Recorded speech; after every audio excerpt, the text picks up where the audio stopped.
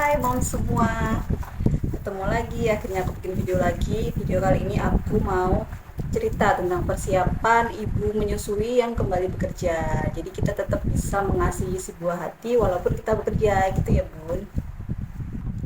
Nah, perlengkapan apa aja yang perlu kita punya waktu kita kembali bekerja? Nah, yang pertama tentunya kita harus punya pompa ASI. Nah, pompa ASI ini macam-macam ya, tergantung kebutuhan masing-masing, cocok-cocokan juga. Kemudian yang kedua setelah pompa ASI ini adalah cooler bag. Cooler bag aku pakai yang kayak gini. Ini. Nah, cooler bag ini untuk menyimpan ASI waktu kita bekerja. Jadi habis kita pumping kita simpan di dalam cooler bag. Tentunya di dalam cooler bag juga ada ice gel buat pendingin supaya ASI-nya tetap dingin. Kedua itu, terus ketiga harus ada apron ya untuk penutup waktu kita pumping di kantor. Kemudian setelah apron kita juga harus punya kantong ASI. Kantong ASI ini untuk penyimpanan ASI nantinya. Nah, itu yang perlu kita siapkan terlebih dahulu. Kemudian ini aku sambil pumping ya. Nah, ini aku pakainya pompa ASI Spectra 9 plus.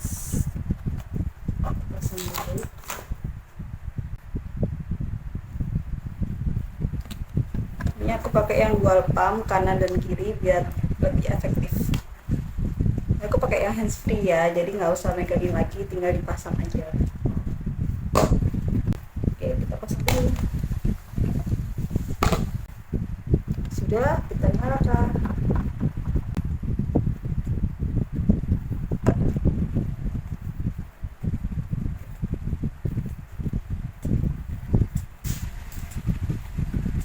Selama pengalaman aku menyusui sambil bekerja, untuk moms yang udah mau mulai habis ya cutinya ya, mulai nyetok ASI itu sekitaran 2 minggu atau 1 bulan lah maksimal itu setelah melahirkan.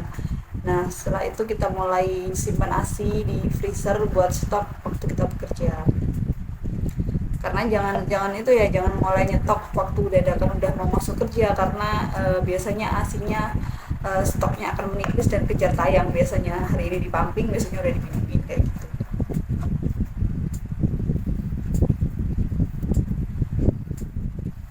Terus ada juga teman-teman yang cerita kayak aku takut nanti ASI-nya itu nggak cukup buat anak kayak gitu. Sebenarnya semua ibu itu ASI-nya mencukupi buat anaknya, kecuali ada kondisi medis tertentu ya, misalnya ada kayak sakit atau apa kayak gitu. Kalau misalnya sehat, masih dalam kondisi yang fit, insya Allah cukup.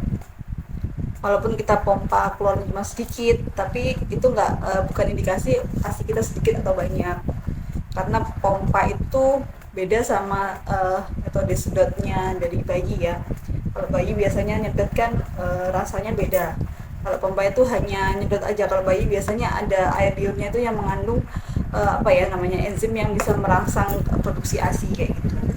Jadi semakin banyak ASI dikeluarkan, produksinya juga semakin banyak. Jadi jangan kalau ASI aku dipompa cuma sedikit, ya udah nggak usah pompa, nggak usah kayak gitu, tetap dipompa aja, karena suplainya ASI itu sesuai permintaan ya. Kalau semakin sedikit dikeluarkan ya dia produksinya juga semakin sedikit kayak gitu. Terus ada lagi yang cerita waktu menyusui itu kok sakit banget gitu.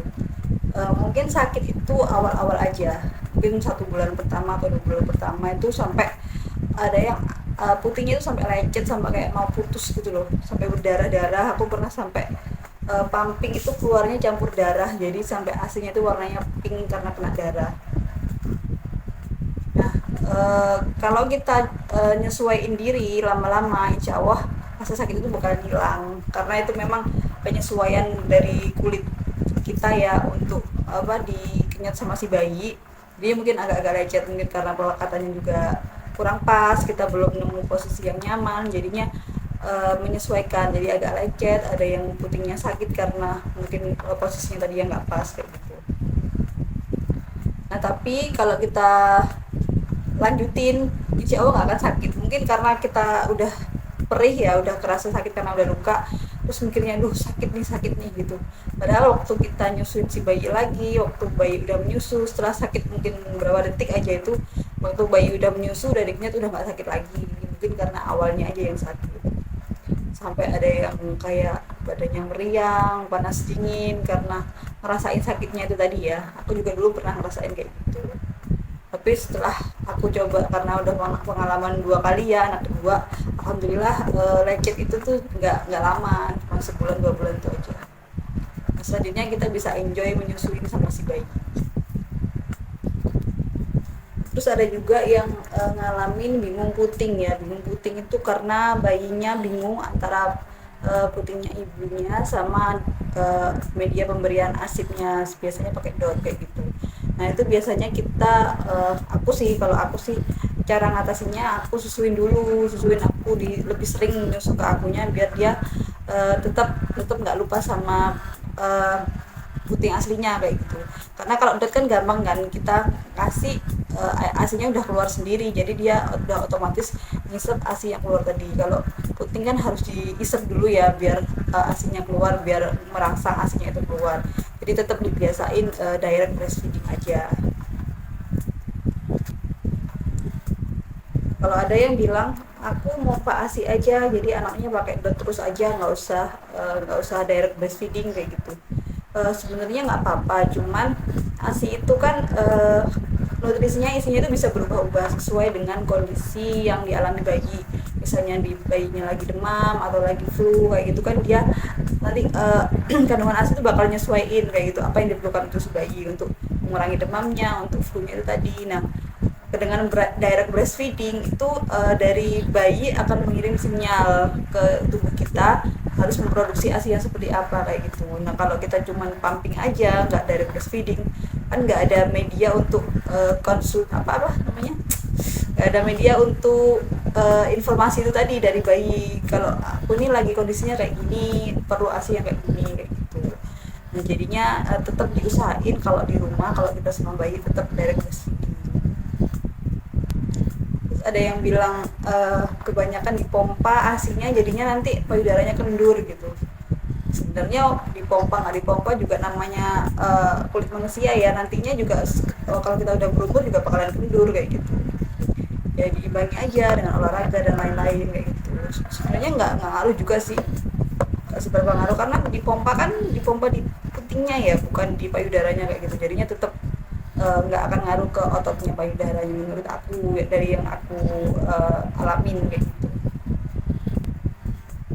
Sebenarnya menyusuin bayi itu bener-bener itu ya, bener-bener membuat kita tuh jadi kerasa dekat sama bayi, karena kayak kita pulang kerja terus si bayinya udah nungguin minta disusuin kayak gitu tuh, jadi kita merasa itu oh anakku lagi nungguin aku kayak gitu. Habis itu selama kita menyusui juga, waktu kita rebahan bareng si bayi itu kayak saling menatap mata itu, jadi kayak intim banget, jadi merekatkan bonding antara ibu dan anak kayak gitu. Jadi kita tetap, meskipun kita tinggal kerja, kita tinggal sibuk kesibukan kita masing-masing, tetap kita ada waktu me time bersama si bayi. Nah yang nikmatnya lagi itu ketika kita menyusuin anak sambil tiduran gitu ya, sambil rebahan sama anak gitu, ada hormon yang membuat kita tuh terasa nyaman dan kita akhirnya ngantuk kayak gitu. Nah itu benar-benar tidurnya orang yang sambil nyusuin itu benar-benar nikmat banget rasanya, kayak adem, tenang kayak gitu, tidurnya tuh enak banget, jadi bikin badan tuh makin seger. Jadi jangan berpikir kalau kita menyusui itu malah merugikan diri kita, sebenarnya enggak, malah kita tuh dapat banyak manfaat, bonding sama anak juga dapat, nutrisi buat anak juga semuanya terpenuhi sesuai dengan kebutuhan anak di usianya masing-masing, di kondisinya masing-masing. Banyak banget manfaatnya. Jadi buat ibu-ibu yang mau bekerja, mau ninggalin anak kerja, tetap semangat pumping, terus semangat mengasihi buat anaknya, karena aku pernah baca itu warisan terbaik yang bisa kita berikan ke anak kita adalah air susu ibu itu tadi, karena nggak ada yang bisa nyamain nutrisi yang terkandung dalam air susu ibu. Air susu semahal apapun itu nggak bisa nandingin air susu ibu yang diproduksi untuk bayinya kayak gitu. Jadi buat ibu-ibu semangat buat mengasihi bayinya. Oh ya, kalau ada pertanyaan nanti bisa ditanyain di kolom komentar ya, nanti aku bisa jawab atau aku jawab di video selanjutnya. Terima kasih.